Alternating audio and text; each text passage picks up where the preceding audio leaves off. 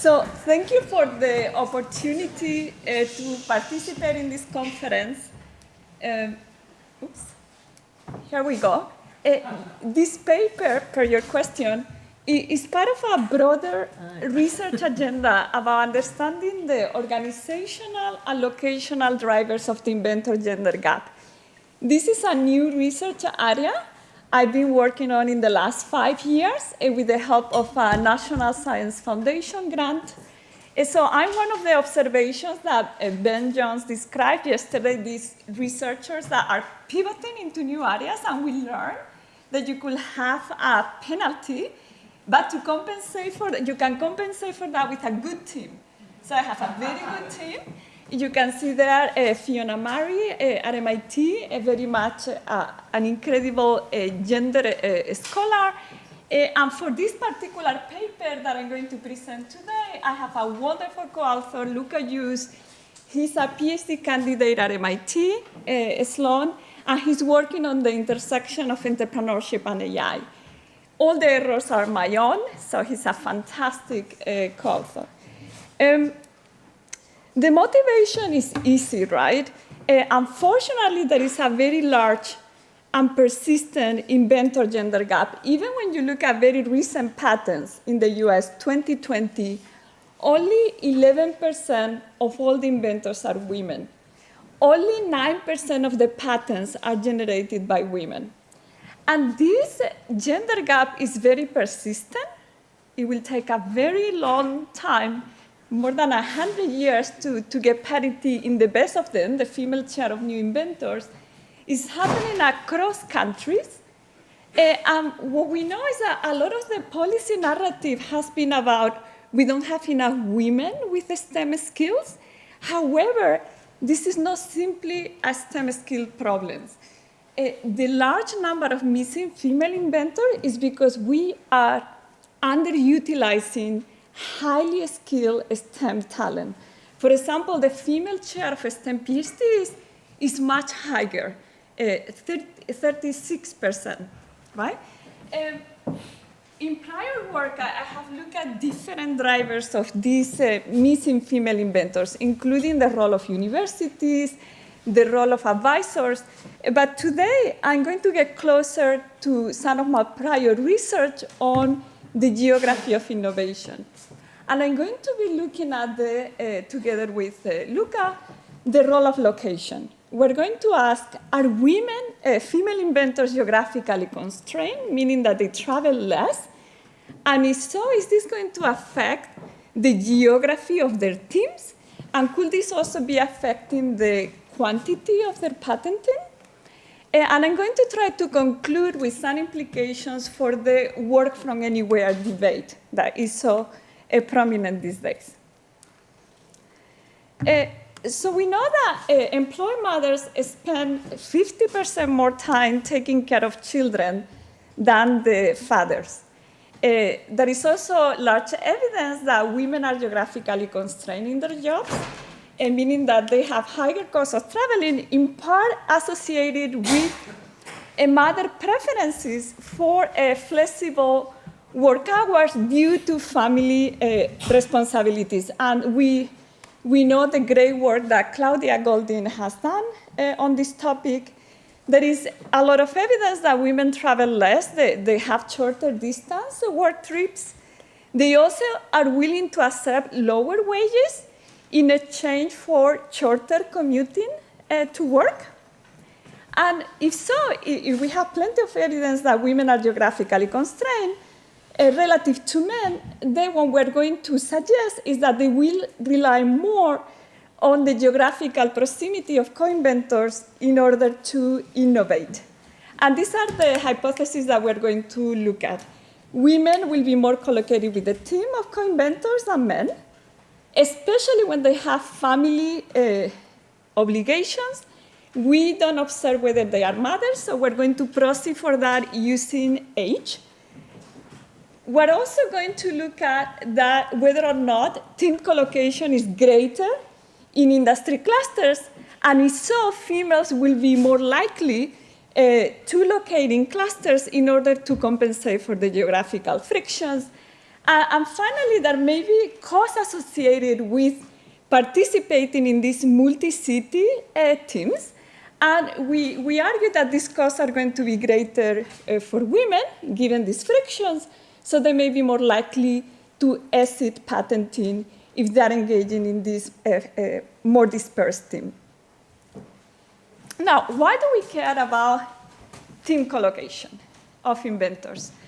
Let me first clarify our setting is going to be patents in the last 2 decades, from 2000 to 2020, US patents granted to organizations, and we're going to look at patents where all the inventors are in the US, because we're interested in these US networks. So we only drop 6% of the patents, okay? And what we know from prior work is that teams are increasingly important. That's the work of Benjon and co-authors, and in part due to the burden of knowledge. And you can see it already here in the last 2 decades. There is a large increase in the percentage of multi-inventor patents. By 2020, 75% of all the patents are team patents. But what it also is happening is that there is an increase in the share of patents that are multi-city. So you can see that by 2020, 50% of all the patents that have more than one inventor are multi-city. And also, during this time period, the average distance between inventors is increasing by 100 kilometers. Think of that as 2 hours drive. All right, so a lot of dispersion happening. Now, what we argue conceptually is that there may be gender differences in the ability of women to participate in these multi-location patents. And why is that? Well, we know that innovation is facilitated by geographical proximity through the collocation of inventors in the same city and often in industry cluster. And the reason this proximity is important is because better access to between-firm knowledge, all the great work in terms of between-firm spillovers by Adam Jaffe and Manuel Tragenberg that we learned this morning has been highly influenced by the work of Griliches. But also, when you approximate, collocated, you are going to have also better access to within-firm knowledge. So think about the same facilities of the firm nearby to each other, internal agglomerations. And I myself, Juan Alcacer, Adam Jaffe have done work on this. There is also evidence that patents with co-inventors that are collocated in the same city tend to be more disruptive. So we know this proximity is important. So then, how can a multi-location team mitigate distance? There is 2 ways to do that. Using information and communication technology. We know the work, for example, of Teresa Fort, how you can use that to break the value chain of firms across location, but that's very hard to do. And in fact, you still are going to need face-to-face interaction, both to do academic research, but also to innovate. So what you really need to facilitate that face-to-face interaction when you have distant teams is this concept of temporary geographical proximity by traveling. And this is not new. This is very important in the economic of geography literature. In particular, the work by Peter Maskels and others talking about these temporary clusters, going to conferences, going to fairs to make sure we collocate. Because women are geographically constrained, think of them as being anchored in places, they're going to rely more on team collocation, so permanent proximity, versus temporary geographical proximity by traveling. This could reduce potentially the quantity of patents that women create because they may have less access to multi-city patents. It could also reduce the number of gender-diverse teams, and that can affect the quality of the patent, but also the direction of innovation, as we know from prior work. Now, how we test this? We're going to test this at the inventor patent team level. We're going to use 3 indicators of collocation. The first one is the obvious one, Are the inventors in the same city? All right, very simple. But when you have teams of 3 or more inventors, there could be variation for each focal inventor in the degree of collocation with the rest of the team.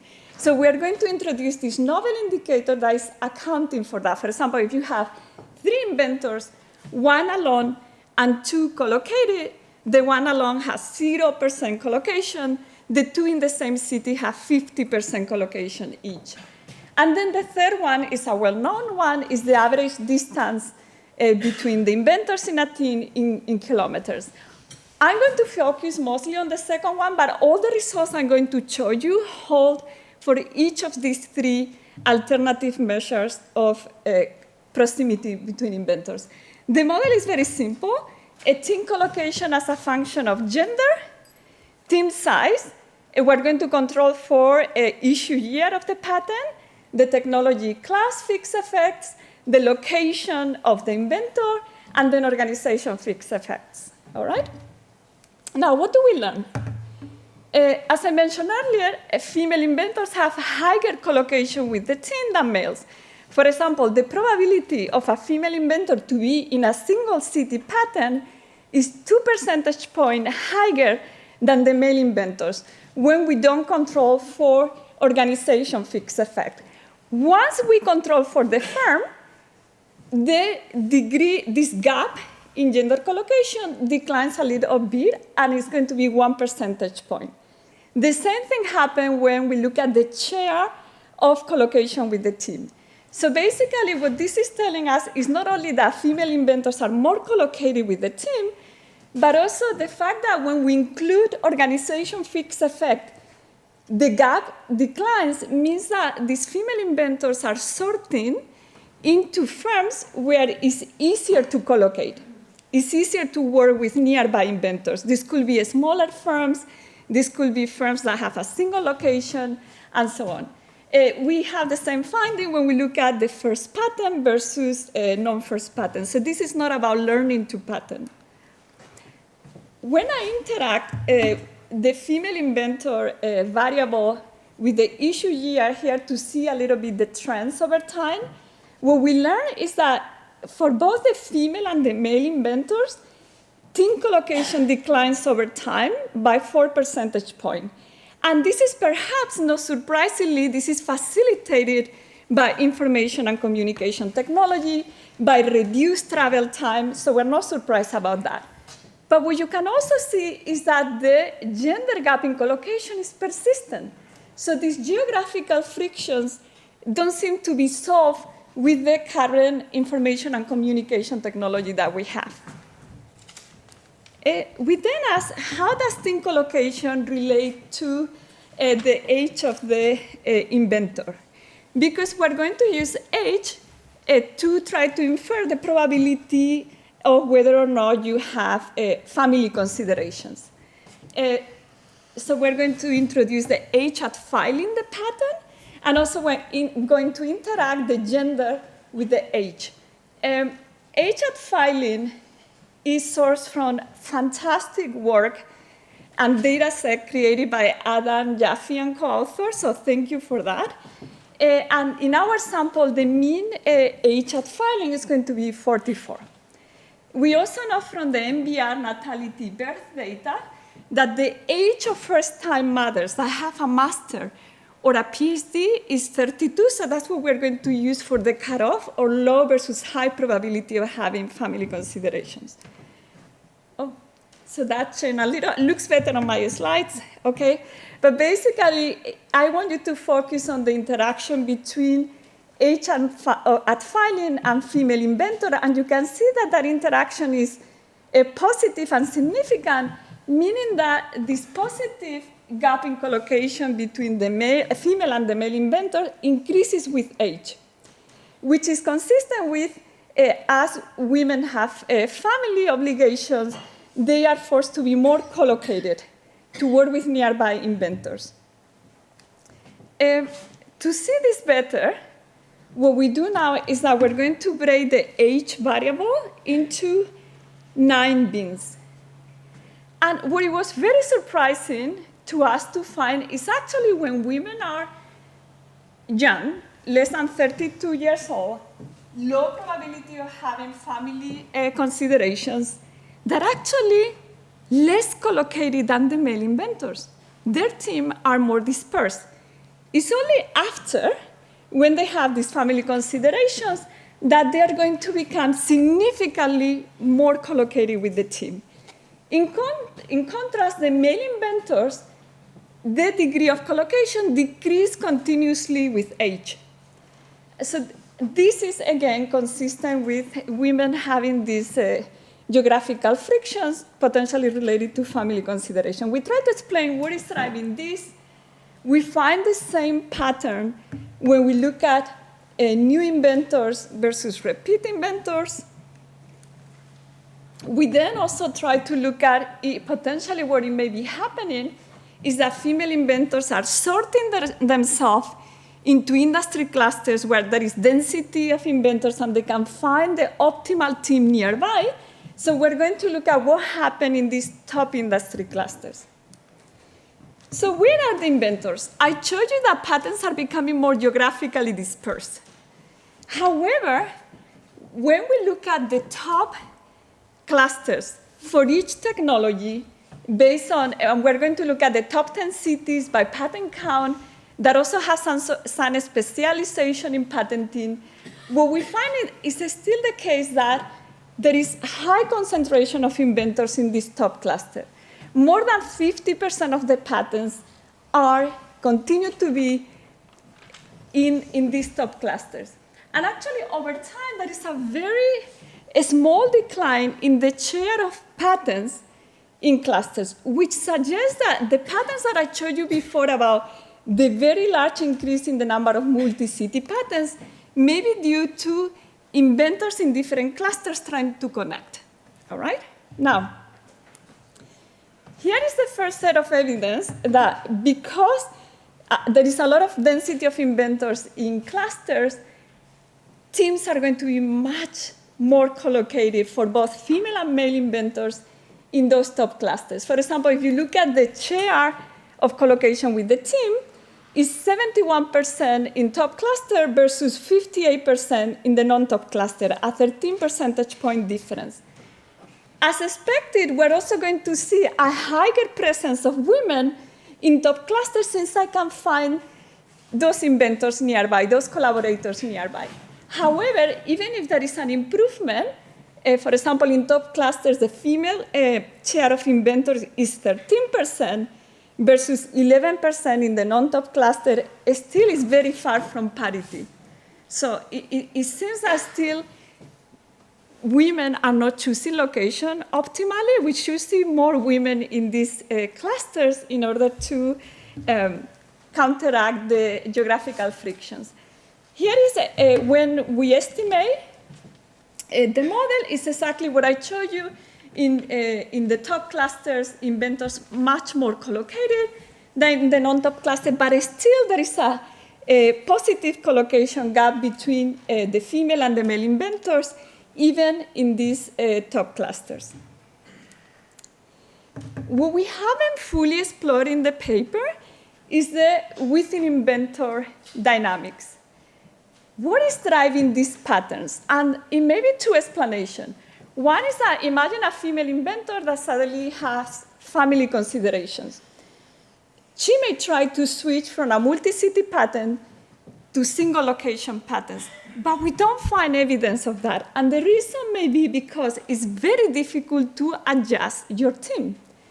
Think about, there is the papers from authors here in this room about team-specific capital, so this makes it very hard for you to find another team.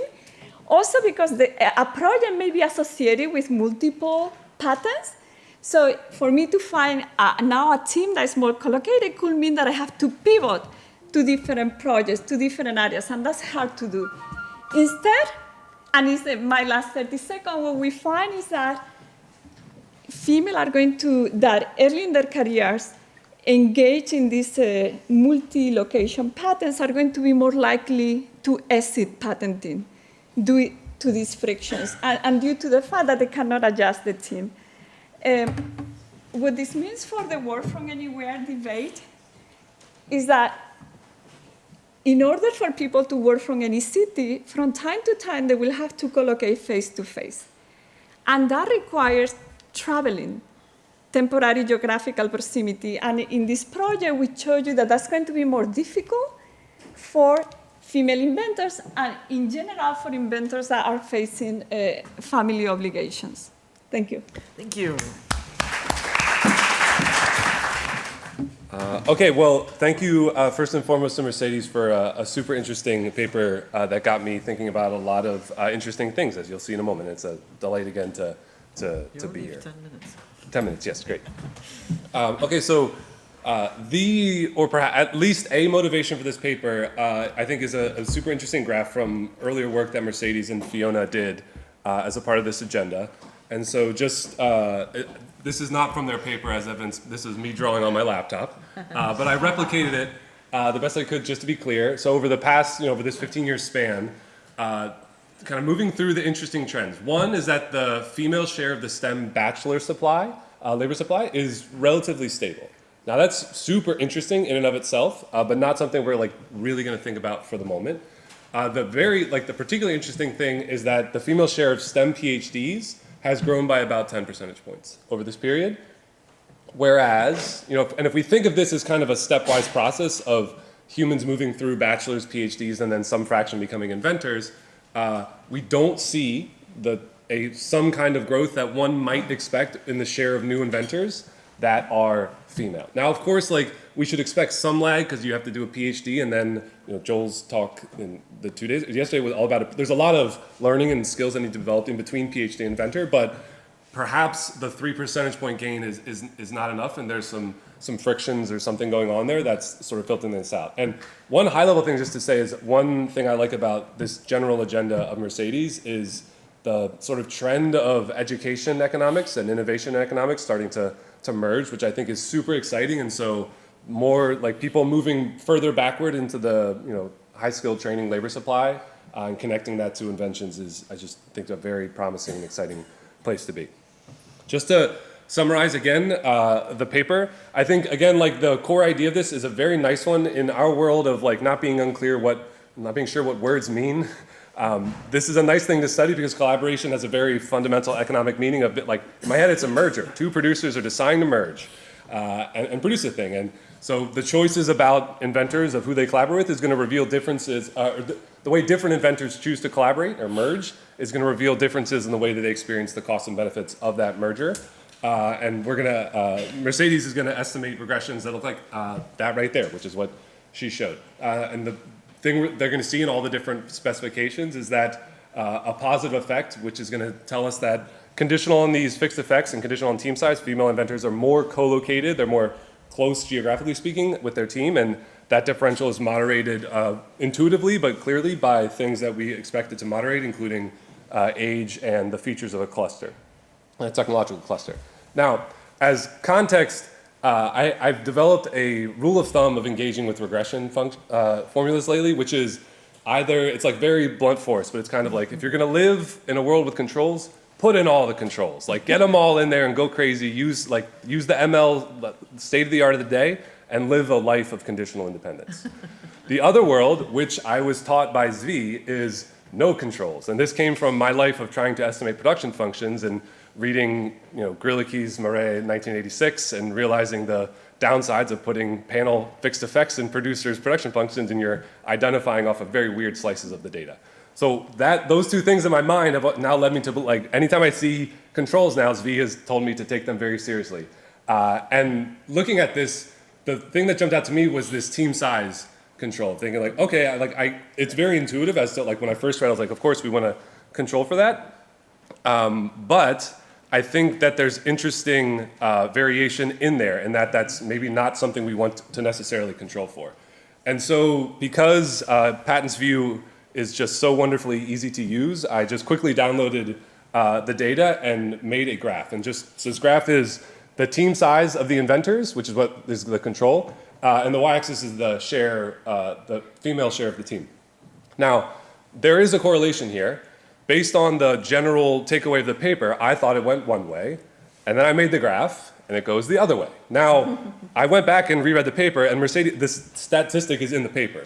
Women work in larger teams. Now, I didn't know that, but read through a lens of like women are geographically constrained, I didn't really think this, but that is indeed the case. And so I think maybe trying to set up a regression where you can actually, like this is a part of the collaboration choices, how many people you work with, which is also going to be driven by geographical constraints.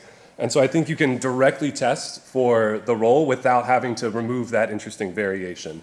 And I kind of outlined here, the general idea would be, let's make a big matrix of every possible inventor, setting aside the difficulties of defining what's a possible inventor, measure the distance between them, and then make just like a pair level data set, and then regress, like did these people work together as a function of how far apart they are? Interact that with, are they both female, are they both male, or are they different genders? And I think those interaction terms would tell you very interesting things that don't really condition on team size. Now, to the last point, like how to think about team size and composition at the same time, I don't know. My jet lag brain couldn't figure out anything useful on that front, but I think doing something like this at least lets them be jointly determined in a way that could be interesting. Okay, so back to the graph. Again, Pat's view is amazing, and so I had, of course, not just application data, but we had all the outcome data. Was that application approved? How many times was it cited, etc. And I decided to make some more graphs. So this is, I split the same graph I showed you before, now based on whether or not it was approved. Now, many, all of you might have known, I had not internalized this, that patents with more women on the team are less likely to be approved. And the interesting thing is that the gap in terms of the female share of the patent between approved and not approved grows as the team gets bigger. It almost doubles, right? So that was an interesting thing. And this pattern holds mostly-ish. If you look at, Ben's had top 5% the other day, and so I was like, okay, let's go with top 5 percentile of citations. And it's a similar pattern, although you do see at the end, there's actually there's more when the female share of the top 5 percentile patents is actually higher than those in the bottom. But for everything else, the pattern reflects that of the approval penalty. So then I think the next thing that, and the authors mentioned in the paper that, and I know Mercedes for sure is going down this road of thinking about how these things translate into outcomes, but I think an interesting question is then thinking about how much of some of these differentials I just showed can be explained by the different ways that men and women search for and choose to collaborate with each other. And so just to get us started at that, one way to think about this is to run regression at the patent level. There shouldn't be an I on that subscript at the end, I messed that up. But if you regress the outcome on the female share, just unconditionally, but then you added in team size and allowed that to have a moderating effect on via the female share of the patent, does that change the effect of the female share on the outcome? Can we explain some of that variation? Now, again, I thought that would explain some of it. Now, I did this very quickly, so I'm not claiming these results are absolutely true, but at a first glance, the alpha coefficient you get in both of these regressions is negative. There is a female penalty, as I just showed you in the graphs before, but it doesn't change at all. So that was interesting fact number one. Now, did I not set the sample right? Perhaps, there's some things, but that seems like an interesting, the null change there is interesting. And the second thing that's very interesting is that you see the team size positive premium, bigger team patents are more likely to get approved and have more sites, but the female share of the team almost perfectly offsets that premium. And so as the team gets bigger, if there's more women on that team, the benefits from that larger team appear to be entirely offset in the opposite direction. Again, these are equilibrium outcomes, but just there's interesting things going on here in how all of these different choices are related. So my last thing just to start to wrap up is to think about, and I know this is still work in progress, and something I was struggling with, I think is the great agenda that Mercedes and Fiona and everyone is going down, is how to start to wrap all of these facts together. So I think I sort of had, at first I had facts 1, 2, and 4 in my head. So STEM PhDs grew much faster than inventors, so there's some kind of bottleneck perhaps. Women appear to sort into organizations, so women are choosing to optimize around some perceived differences in the costs and benefits of collaborations. And jumping to 4, conditional on team size, women invent with other inventors that are closer to them. Now, at first, I kind of always have some Ben Jones theory like creeping into my head about something, and I love the knowledge trap idea when starting to think like, well, is there some disincentive from like searching out for teams because it's going to be harder and everybody has low preferences and so you only work with people around you or something like that. But I think that sort of theory would predict that women would still have smaller teams because they wouldn't be able to break through the equilibrium of that hold-up problem that arises. But women do invent in larger teams, so that doesn't totally fit. But the closest thing I can start to get here is some model where there's, if we put all of the action on the cost side, which is not an insane place to start, I don't think, is that this is where there are larger search costs, but conditional on matching the coordination costs of working with people in teams is perhaps smaller when there are more women involved. I don't know, but I think these would be interesting areas to push forward. And with that, I'll say thanks again to Mercedes for a super interesting paper. Thanks very much, Carol. Well, we thought, where is Kyle, that one way women can respond to these geographical frictions when they have family obligation is to reduce the team size, but actually that is not happening. So there is, we tend to assume that it's very easy to chain teams. This is very easy in academia. But once you look at firms, it's much harder to do that, and I think we need to understand that better, but the comment is fantastic. Also, all the patents here are granted, but I love this idea to further understand granted versus just file and how that relates also to this dynamic. So thank you very much, and also for all the other great comments. Okay, so I'm going to collect questions and then you can reply in one shot.